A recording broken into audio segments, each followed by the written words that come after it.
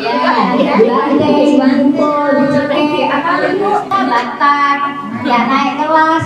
Nanti anu kahnya.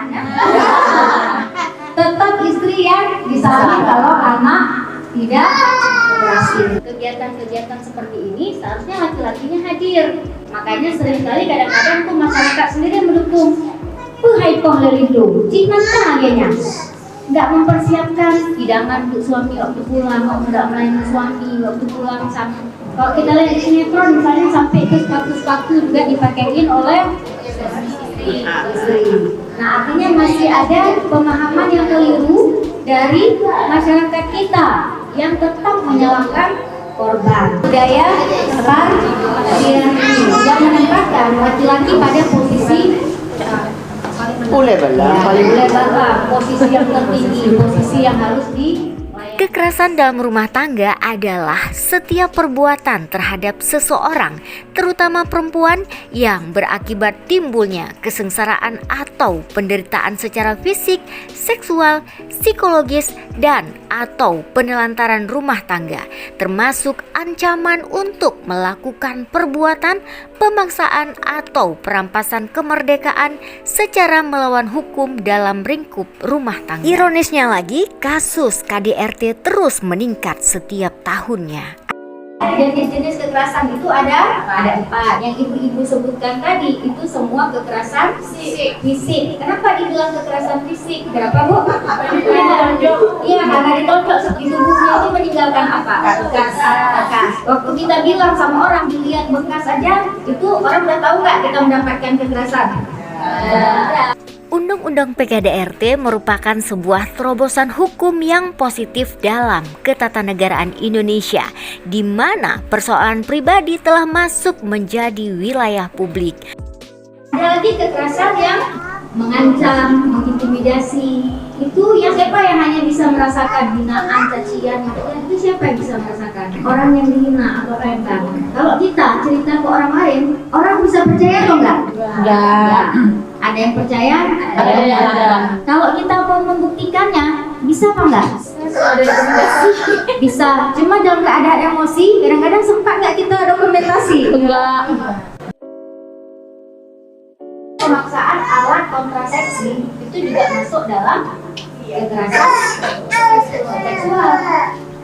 Masyarakat juga mempunyai kewajiban terkait dengan pencegahan KDRT sesuai dengan kemampuannya untuk mencegah berlangsungnya tindak pidana KDRT, memberikan perlindungan kepada korban, memberikan pertolongan darurat, dan membantu proses pengajuan permohonan penetapan perlindungan terhadap korban. Nah, sejak diundangkan undang-undang ini, makanya lah kasus-kasus yang terjadi dalam rumah tangga itu sudah menjadi urusan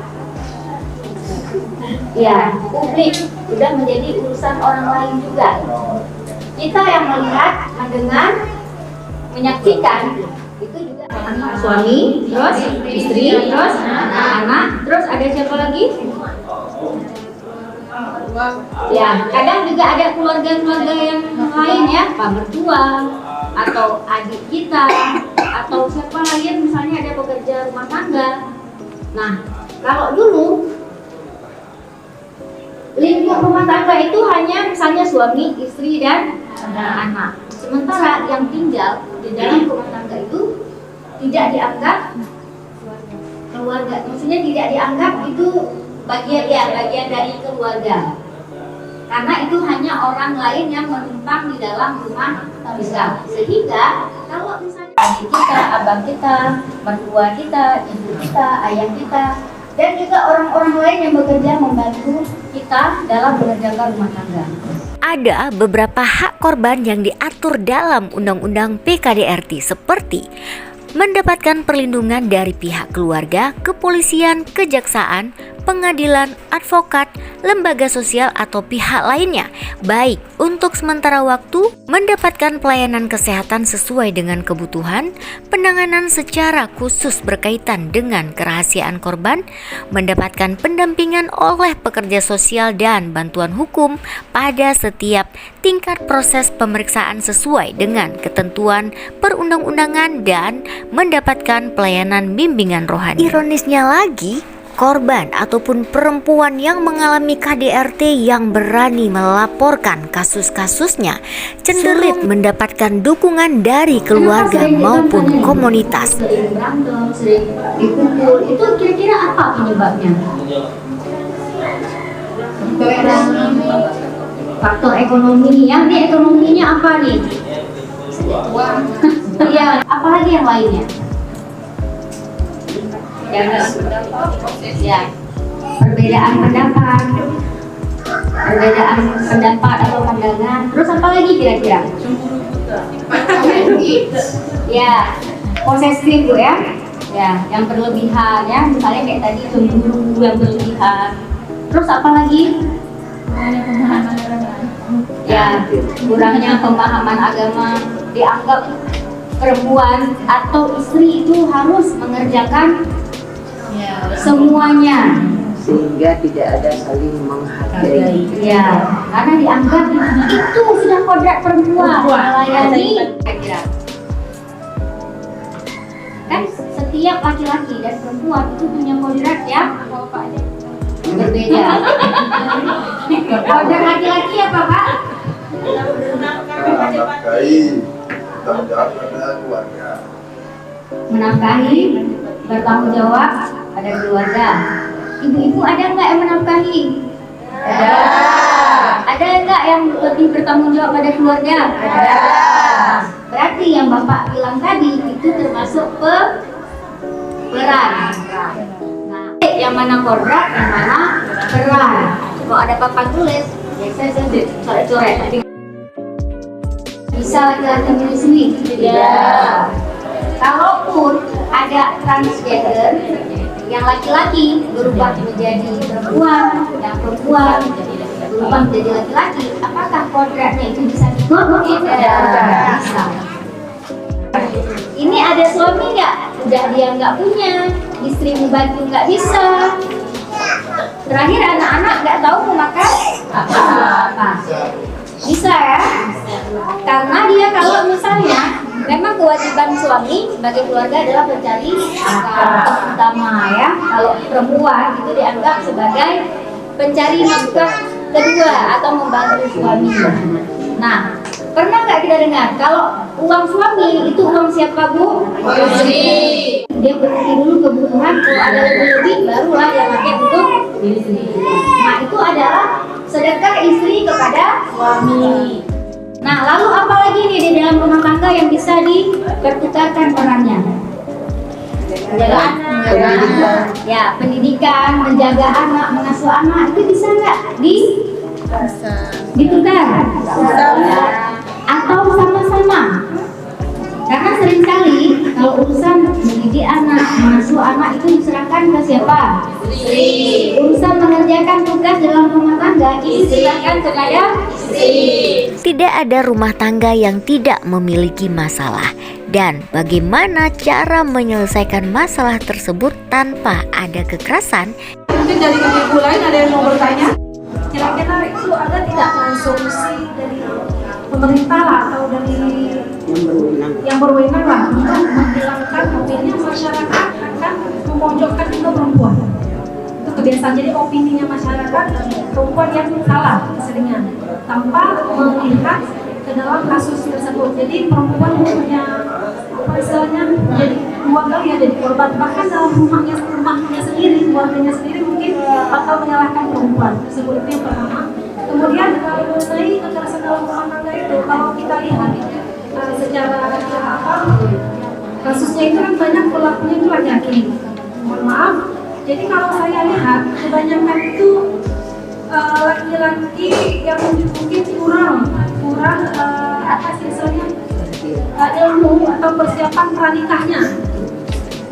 Saya rasa mungkin seharusnya ya masalah kekerasan dalam rumah tangga ini harus lebih banyak kita adakan untuk kaum laki-laki yang terlibat. Tapi kalau dalam ruang ini kita lihat hanya banyak perempuan hanya tahu. Jadi istilahnya begini, ketika hak yang kita tuntut terkesan kita seperti memberontak. Tapi ketika kita mengajarkan seseorang untuk memberikan haknya kepada orang lain, terkesan lebih indah rasanya. Jadi mungkin ya saran kalau acara-acara seperti ini apa istilahnya melibatkan laki-laki atau bahkan ada secara dari pihak berwenang gitu untuk memberikan materi-materi yang seperti ini kepada bapak-bapak pihak laki-laki yang ingin saya tanyakan.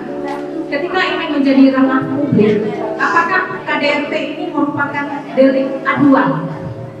Apakah ini delik aduan? Karena kenapa? Sering sekali kita mendapatkan ketika itu sudah dilaporkan, maka ketika penyesalan dia mencabut kembali laporannya. Nah, apakah ini delik aduan? Yang namanya ini merupakan ranah publik ataupun adalah tindakan pidana Dari bayi yang dapat semua. Karena tidak hasilnya saya. Assalamualaikum warahmatullahi wabarakatuh. Ada lagi yang mau bertanya? Untuk kesehatan, Boleh silakan. budaya besar yang menempatkan laki-laki pada posisi paling lebar, posisi yang tertinggi, posisi yang harus dilayani. Jadi kalau seolah-olah perempuan yang melakukan kesalahan tidak melayani suami itu pantas diperlakukan semena-mena, pantas untuk dipukul. Makanya seringkali kadang-kadang tuh masyarakat sendiri yang mendukung. Hai kong lerindo, cina agenya nggak mempersiapkan hidangan untuk suami waktu pulang, nggak melayani suami waktu pulang. Kalau kita lihat di sinetron misalnya sampai ke sepatu-sepatu juga dipakein oleh istri. Nah, artinya masih ada pemahaman yang keliru dari masyarakat kita yang tetap menyalahkan korban. Kenapa? Kita kan nggak tahu. Tadi meskipun KDRT termasuk ranah publik, tapi dia tetap bermainnya di ranah privat, domestik. Kita orang luar nggak akan tahu kalau tidak mendengar langsung, melihat atau apa. Kenapa banyak sekali kasus kekerasan dalam rumah tangga itu nggak dilaporkan? Karena kalau nggak ada yang melaporkan, itu memang akan sulit. Nah, belum lagi begitu dilaporkan, yang megang kendali juga adalah korban. Karena itu dia meskipun sudah menjadi ruang publik, tapi masih ada delik aduan. Kekuasaannya masih ada di korban. Kalau dia mau mencabut itu juga boleh. Teleponnya aja yang viral.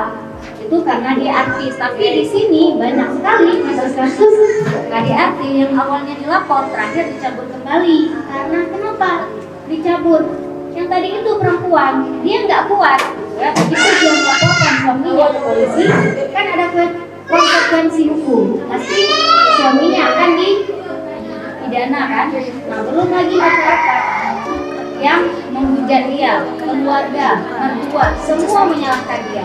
Artinya dia udah punya keberanian untuk melapor tapi tidak didukung oleh lingkungan. Dan itu juga salah satu yang membuat dia mencabut kembali laporannya.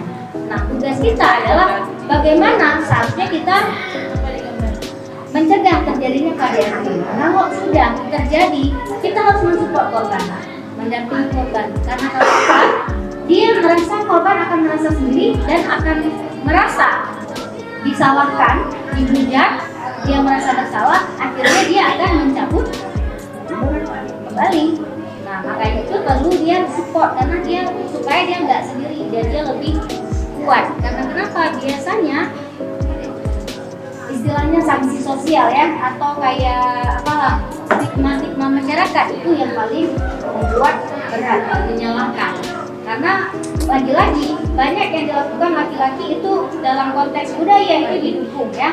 Misalnya laki-laki itu tabu untuk mengerjakan pekerjaan rumah tangga. Apabila ada suami yang mengerjakan, itu kan dianggap istrinya yang bermasalah pasti, ya kan?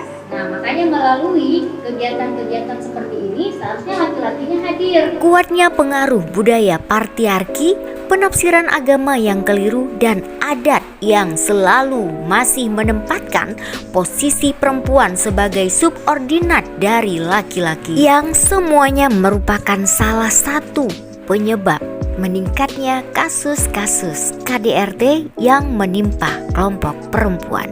Terima kasih yang sudah menonton video ini. Semoga video ini bermanfaat buat teman-teman semuanya.